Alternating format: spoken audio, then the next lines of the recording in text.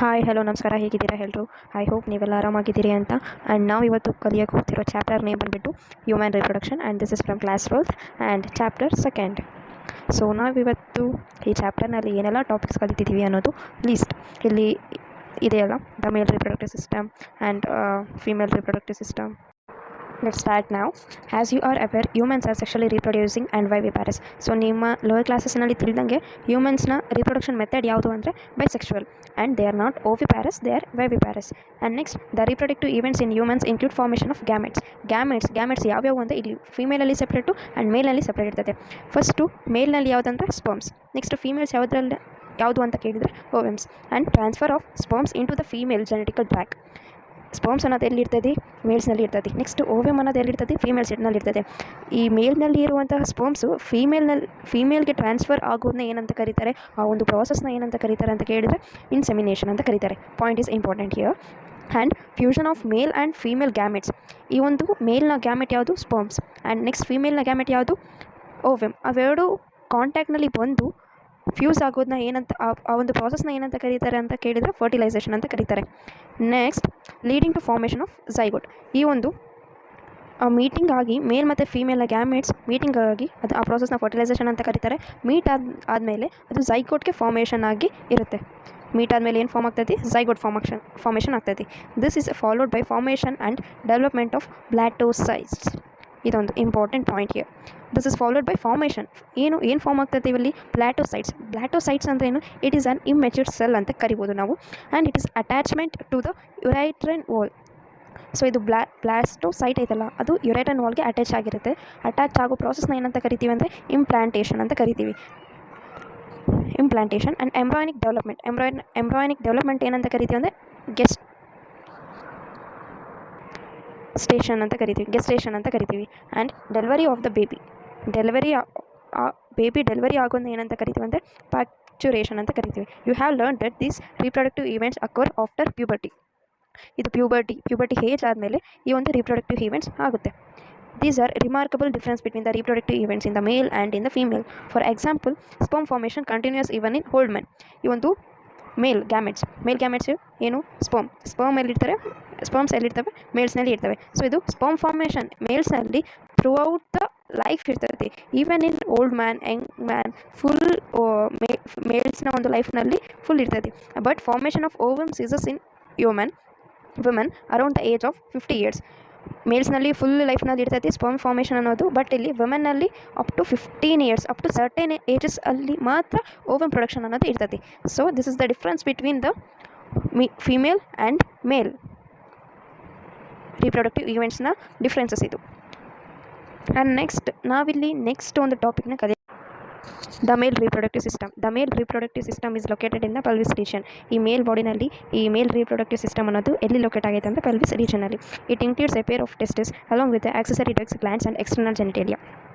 So a pair of testis ಇರ್ತೈತಿ. Next accessory ducts, glands and external genitalia. ಈ 3 terms ಬಗ್ಗೆ next part of the ಲೆಸನ್ನಲ್ಲಿ ಕಲ್ತ್ಕೊತೀವಿ ನಾವು. The testis are situated outside the abdominal cavity with a pouch called scrotum. ನೀವು ಇಲ್ಲಿ ಫಿಗರಲ್ಲಿ observe ಮಾಡ್ಬೋದು. ಮೇಲ್ reproductive ಸಿಸ್ಟಮ್ನಲ್ಲಿ ಅವಾಗಲೇ ಹೇಳ್ದಂಗೆ ಪೇರ್ ಆಫ್ ಟೆಸ್ಟಿಸ್ ಇರ್ತದೆ. ಸೊ ಈ ಟೆಸ್ಟಿಸ್ನ ಕವರ್ ಮಾಡಿರೋಂಥ ಒಂದು ಪೌಚ್ ಲೈಕ್ ಸ್ಟ್ರಕ್ಚರ್ ಯಾವುದು ಅಂತ ಕೇಳಿದರೆ ಸ್ಕಾಟಮ್. ಸೊ ಇದು ಮೇಲ್ ರಿಪ್ರೊಡಕ್ಟಿವ್ ಸಿಸ್ಟಮ್ನಲ್ಲಿ ಏನು ಯೂಸು ಅಂತ ಕೇಳಿದರೆ it will maintain a low temperature of testis. ಸ್ಪರ್ಮ್ಗೆ ಬೇಕಾದಂಥ ಒಂದು ಕರೆಕ್ಟ್ ಟೆಂಪ್ರೇಚರ್ನ ಇದು ಮೇಂಟೈನ್ ಮಾಡ್ತೈತೆ. At 2 to 2.5 degrees Celsius lower than the normal internal body temperature. ಏನು ಮೇಲ್ ಬಾಡಿನಲ್ಲಿ ಅಂತಿರುವ ಏನು ಒಂದು ಬಾಡಿ ಟೆಂಪ್ರೇಚರ್ ಇರುತ್ತಲ್ಲ, ಅದಕ್ಕಿಂತ ಒಂದು 2 to 2.5 degrees Celsiusನ ಕಮ್ಮಿ ಮಾಡುವಂಥ ಒಂದು ಕೆಲಸ ಇರೋದಾಗಿರುತ್ತೆ. ಆ್ಯಂಡ್ ನೆಕ್ಸ್ಟ್ ಇದು ಯಾವುದಕ್ಕೆ ಬೇಕಂದರೆ ಸ್ಪರ್ಮಾಟೋಜೆನೆಸಿಸ್ ಅಂದರೆ to produce sperms. In adults, each testis is oval in shape with a length of about 4 to 5 cm. ಅಡಲ್ಟ್ಸ್ನಲ್ಲಿ ಈ ಟೆಸ್ಟಿಸು ಯಾವ ಶೇಪ್ನಲ್ಲಿ ಇರುತ್ತೆ ಅಂತ ಕೇಳಿದರೆ Oval and with a length of 4 to 5 cm. ಇದು ನಿಮ್ಮ KSET ನೀಟ್ ಕ್ವಶನ್ಗೆ ತುಂಬ ಇಂಪಾರ್ಟೆಂಟ್ ಪಾಯಿಂಟ್ ಆಗಿರುವಂಥ ಒಂದು ಕ್ವೆಶನ್. ಲೆಂತ್ ಎಷ್ಟಿರ್ತದೆ ಅಂತ ಹೇಳಿದರೆ 4 to 5 cm ಆ್ಯಂಡ್ ವಿಡ್ತ್ ಬಂದುಬಿಟ್ಟು 2 to 3 cm. The testis is covered by a dense cover ಆಗಿರುತ್ತೆ ಟೆಸ್ಟಿಸ್ಗೆ. And each testis has 250 compartments. ಇದು ಮೇನ್ ಒಂದು each testis as about 250 compartments. ಒಂದು ಟೆಸ್ಟಿಸ್ನಲ್ಲಿ 250 ಕಂಪಾರ್ಟ್ಮೆಂಟ್ಸ್ ಇರುತ್ತೆ, ಅರ್ಥ ಮಾಡ್ಕೊಳ್ರಿ. ಅದನ್ನು ಏನಂತ ಕರಿತೀರ ಅಂದರೆ ಟೆಸ್ಟಿಕ್ಯುಲರ್ ಲೋಬ್ಯೂಲ್ಸ್. 250 ಕಂಪಾರ್ಟ್ಮೆಂಟ್ಸ್ ಇರ್ತೈತಿ ಒಂದು ಟೆಸ್ಟಿಸ್ನಲ್ಲಿ. ಅವನ್ನ ಏನಂತ ಕರಿತೀವಿ ಅಂದರೆ ಟೆಸ್ಟಿಕ್ಯುಲರ್ ಲೋಬ್ಯೂಲ್ಸ್. ಫಾರ್ ಎಕ್ಸಾಂಪಲ್ ನೀವು ಇದನ್ನು ಟೆಸ್ಟಿಸ್ ಅಂತ ಕನ್ಸಿಡರ್ ಮಾಡಿದರೆ ಇಲ್ಲಿ ಹಿಂಗೆ ಸುಮ್ಮನೆ 250 ಕಂಪಾರ್ಟ್ಮೆಂಟ್ಸ್ ಹಿಂಗೆ ಇರ್ತೈತೆ. ಸೊ ಇದನ್ನು ಒಂದೊಂದು ಏನಂತ ಕರಿತೀವಿ ಅಂದರೆ ಟೆಸ್ಟಿಕ್ಯುಲರ್ ಲೋಬ್ಯೂಲ್ಸ್ ಅಂತ ಕರಿತೀವಿ. ಐ ಹೋಪ್ ನೀವು ಇದನ್ನು ಅರ್ಥ ಮಾಡ್ಕೊಂಡಿದ್ದೀರಿ ಅಂತ. Next, each lobule contains 1 to 3 highly called seminiferous tubules. So ಇದನ್ನು ನಾವು ಇಲ್ಲಿ ಓವಲ್ ಅಂತ ಕನ್ಸಿಡರ್ ಮಾಡಿದ್ವಿ. ಇದರಲ್ಲಿ ಎಷ್ಟು ಕಂಪಾರ್ಟ್ಮೆಂಟ್ಸ್ ಇರ್ತೈತಿ? 250 ಕಂಪಾರ್ಟ್ಮೆಂಟ್ಸ್ ಇರ್ತೈತಿ ಈ ಥರ. ಸೊ ನಾವು ಇವಾಗ ಒಂದನ್ನು ತೊಗೊಂಡು ಪ್ರಿಸೈಸ್ ಮಾಡಿ ನಾವಿಲ್ಲಿ ನೋಡ್ಕೊಳ್ಳೋದಾದರೆ ಇದು ಒಂದು ಕಂಪಾರ್ಟ್ಮೆಂಟ್. ಒಂದು ಕಂಪಾರ್ಟ್ಮೆಂಟ್ ಇವಾಗ ಅದು ಒಂದು ಕಂಪಾರ್ಟ್ಮೆಂಟ್ ಏನಂತ ಕರಿತೀವಿ? ಇದೊಂದು ಟೆಸ್ಟಿಕ್ಯುಲರ್ ಲೋಬ್ಯೂಲ್ಸ್. ಇವಾಗ ಏನಿದು ಟೆಸ್ಟಿಕ್ಯುಲರ್ ಲೋಬ್ಯೂಲ್ಸ್. ಸೊ ಇಲ್ಲಿ ಈ ಒಂದ್ರ ಒಳಗಡೆ 1 to 3 highly called seminiferous tubules ಇರ್ತೈತಿ. ಹೈಲಿ ಕಾಯ್ಲ್ಡ್ ಅಂದರೆ ಗೊತ್ತಾಗಲ್ಲ, ಹಿಂಗೆ ಕಾಯ್ಲ್ಡ್ ಆಗಿರುವಂಥ ಒಂದು ಸ್ಟ್ರಕ್ಚರ್ಸ್ಗಳು ಇರ್ತವೆ. ಎಷ್ಟು? 1 to 3. ಸೊ ಇವಾಗ ಇಂಥ ಸ್ಟ್ರಕ್ಚರ್ಸ್ ಇರಬೇಕಾದ್ರೆ ಅವನ್ನ ಏನಂತ ಕರೀತಾರೆ? ಸೆಮಿನಿಫರಸ್ ಟ್ಯೂಬ್ಯೂಲ್ಸ್ ಅಂತ ಕರಿತೀವಿ. In which sperms are produce. ಇದ್ರ ಒಳಗಡೆ ಸ್ಪರ್ಮ್ಸ್ ಪ್ರೊಡ್ಯೂಸ್ ಆಗೋದು. ಅರ್ಥ ಆಯ್ತಾ? In which sperms are produce ಅಂತ ಕ್ವೆಶನ್ ಬಂತು ಅಂತ ಅಂದ್ಕೊಳ್ಳಿ.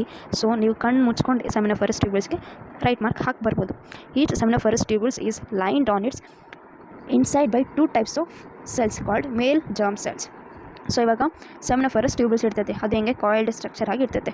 ಸೊ ಇವಾಗ ಈ ಒಂದು ಟ್ಯೂಬ್ಯೂಲು 2 types ಆಫ್ ಸೆಲ್ಸ್ ಆಗಿ ಇರ್ತೈತಿ. ಫಸ್ಟ್ ಬಂದುಬಿಟ್ಟು ಮೇಲ್ ಜರ್ಮ್ ಸೆಲ್, ಅದೇ ಸ್ಪರ್ಮಾಟೋಗೋನಿಯಾ. ಆ್ಯಂಡ್ ನೆಕ್ಸ್ಟ್ ಬಂದುಬಿಟ್ಟು ಸರ್ಟೋಲೈ ಸೆಲ್ಸ್. ಇದು ಫಿಗರಲ್ಲಿ ನೋಡ್ಕೊಂಡು ನಾವು ಅರ್ಥ ಮಾಡ್ಕೊಳ್ಳೋಣ. ಇವಾಗ ಸೆಮಿನಿಫರಸ್ ಟ್ಯೂಬ್ಯೂಲ್ಸ್ ಇರ್ತೈತಲ್ಲ ಅದು 2 types ಆಫ್ ಸೆಲ್ಸಿಂದ ಆಗಿರುತ್ತೆ. ಫಸ್ಟ್ ಬಂದುಬಿಟ್ಟು ಮೇಲ್ ಜರ್ಮ್ ಸೆಲ್, ಇಲ್ಲಿ ಇದೆ ನೋಡಿ. ಮೇಲ್ ಜರ್ಮ್ ಸೆಲ್ನ ಇನ್ನೊಂದು ಹೆಸರಿಂದ ಕೂಡ ಕರೀತಾರೆ, ಅದೇ ಸ್ಪರ್ಮಾಟೋಗೋನಿಯಾ. ಇಲ್ಲಿದೆ ಇಲ್ಲಿ ನೋಡಿರಿ, ಇದು ಫಸ್ಟ್ ಸೆಲ್ ಸ್ಪರ್ಮಾಟೋಗೋನಿಯಾ. ಇದಷ್ಟು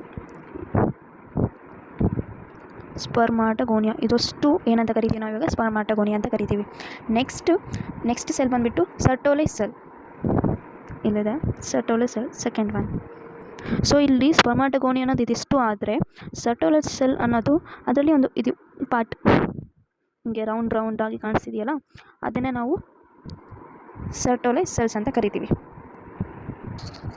ಈಗ ತಿಳ್ಕೊಂಡ್ರೆ ಫಿಗರ್ ನೋಡಿ. ಸೊ ಇವಾಗ ಇಲ್ಲಿದೆ ನೋಡಿರಿ, ಮೇಲ್ ಜರ್ಮ್ ಸೆಲ್, ಅದನ್ನು ಸ್ಪರ್ಮಾಟೋಗೋನಿಯಾ ಅಂತ ಕರಿತೀವಲ್ಲ. ಸೊ ಅದು ಇವಾಗ ಮೈಟೋಟಿಕ್ ಡಿವಿಷನ್ ಆಗಿ ಸ್ಪರ್ಮ್ ಫಾರ್ಮೇಷನ್ ಮಾಡುತ್ತೆ, leading to sperm formation. While Sertoli cells provide nutrition to the germ cells. ಈಗ ಮೇಲ್ ಜರ್ಮ್ ಸೆಲ್ಸ್ ಇದೆಯಲ್ಲ ಅದು ಇವಾಗ ಸ್ಪರ್ಮ್ ಫಾರ್ಮೇಷನ್ ಮಾಡುತ್ತೆ. ಬಟ್ ಇವಾಗ ಸೆರೆಟಲ್ ಸೆಲ್ಸು ನೀನು ಸ್ಪರ್ಮ್ ಫಾರ್ಮೇಷನ್ ಮಾಡಿದೆಯಲ್ಲ, ಅದಕ್ಕೆ ನಾನು ಇವಾಗ ಏನು ಮಾಡ್ತೀನಿ ಅಂದರೆ ನೀನು ಪ್ರೊಡ್ಯೂಸ್ ಮಾಡಿರೋ ಸ್ಪರ್ಮ್ಸ್ಗೆ ನ್ಯೂಟ್ರಿಷನ್ ಕೊಡ್ತೀನಿ ಅಂತ ಹೇಳುತ್ತೆ ಸೆರೆಟಲ್ ಸೆಲ್ಸ್. ಅರ್ಥ ಆಯ್ತಾ? ಐ ಹೋಪ್ ನೀವು ಅರ್ಥ ಮಾಡ್ಕೊತಿದ್ದೀರಿ ಅಂತ. And the regions outside the seminiferous tubules called interstitial spaces. Wait, figure ತೋರಿಸ್ತೀನಿ. ಸೊ ಇದು ಸ್ಪರ್ಮಾಟೋಗೋನಿಯಾ ಅಂತ ಹೇಳಿದೆ. ನೆಕ್ಸ್ಟು ಇದನ್ನು ಬಿಟ್ಟು ಹೊರಗಡೆ ಏನೆಲ್ಲ ಇದೆಯಲ್ಲ ಅದನ್ನು ಇಂಟೆಸ್ಟಿಯಲ್ ಸೆಲ್ಸ್ ಅಂತ ಕರಿತೀವಿ.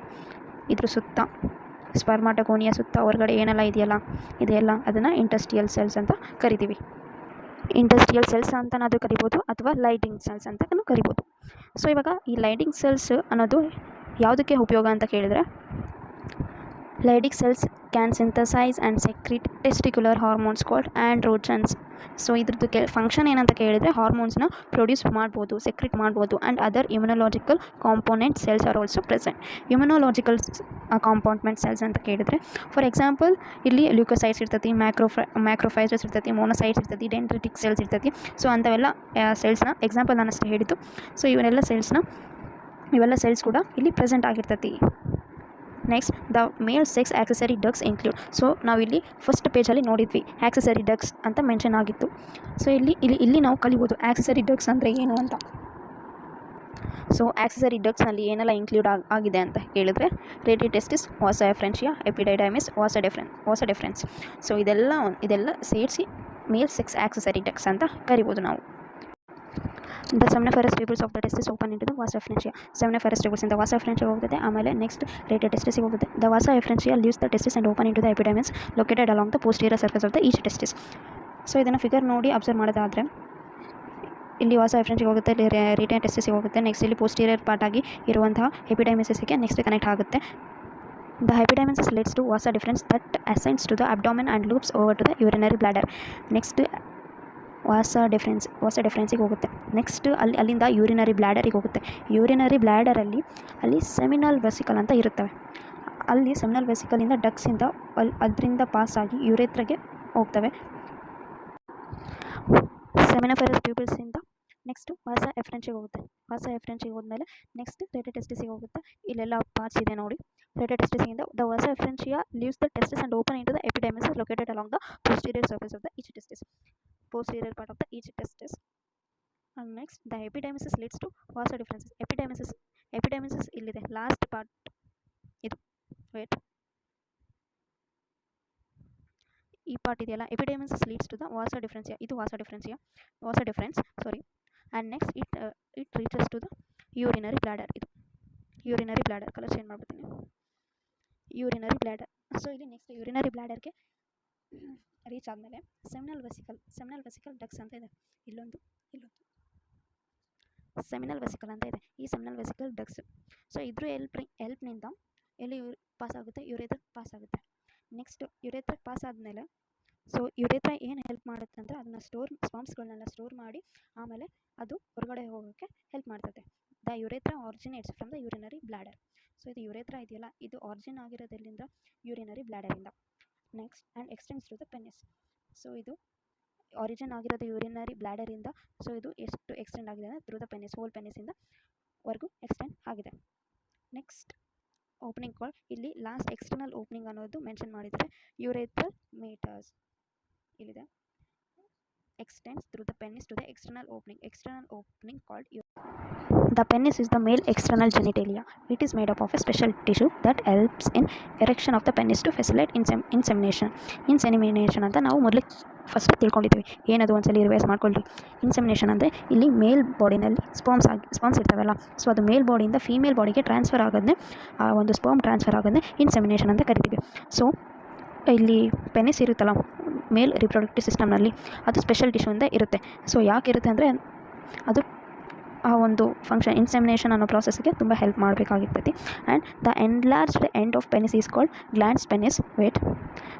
Glance penis is covered by a loose fold of skin called foreskin. Penis ಅನ್ನೋದು ಇರುತ್ತಲ್ಲ ಮೇಲ್ ರಿಪ್ರೊಡಕ್ಟಿವ್ ಸಿಸ್ಟಮ್ನಲ್ಲಿ, ಆ ಗ್ಲ್ಯಾನ್ಸ್ ಪೆನಿಸ್ ಈಸ್ ಕವರ್ಡ್ ಯಾವುದರಿಂದ ಕವರ್ ಇರುತ್ತೆ ಅಂದರೆ ಫೋರ್ ಸ್ಕಿನ್. ಅದು ಹೆಂಗಿರುತ್ತೆ ಅಂದರೆ ಲೂಸ್ ಫೋಲ್ಡ್ ಸ್ಕಿನ್ ಅಂತ ಕರಿತೀವಿ ನಾವು. The male accessory glands. So male accessory glands ಇಲ್ಲಿನೂ ಬಂತು. It includes a paired seminal vesicles, postrate and a paired bulboretal glands. So ಇಲ್ಲಿ ನಾವು ಮೊದಲೇ ನೋಡ್ದಂಗೆ ಅದಷ್ಟೇ ಅಲ್ಲ, ಮೇಲ್ ಆಕ್ಸೆಸರಿ ಗ್ಲ್ಯಾಂಡ್ಸ್ ಇದು ಸೆಮಿನಲ್ ವೆಸಿಕಲ್ಸ್ ಮತ್ತು ಪ್ರೋಸ್ಟೇಟ್ ಬಲ್ಬ್ಯುರೇಟಲ್ ಗ್ಲ್ಯಾಂಡ್ಸ್ ಅವನ್ನು ಇನ್ಕ್ಲೂಡ್ ಆಗಿದೆ.